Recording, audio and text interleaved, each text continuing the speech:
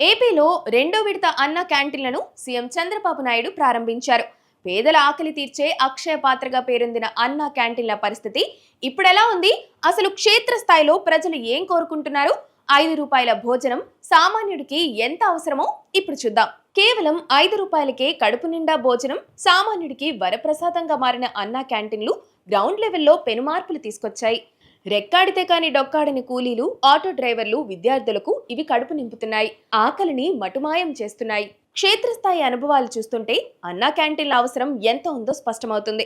అన్నా క్యాంటీన్ల వల్ల తమకు మధ్యాహ్న భోజనం గురించి బెంగ లేకుండా పోయిందని పేదలు, కార్మికులు కన్నీళ్లు పెట్టుకుంటున్నారు. అయితే ప్రభుత్వం మారిన ప్రతిసారి ఈ వ్యవస్థపై దెబ్బ పడుతుండటం పట్ల విచారం వ్యక్తం చేస్తున్నారు.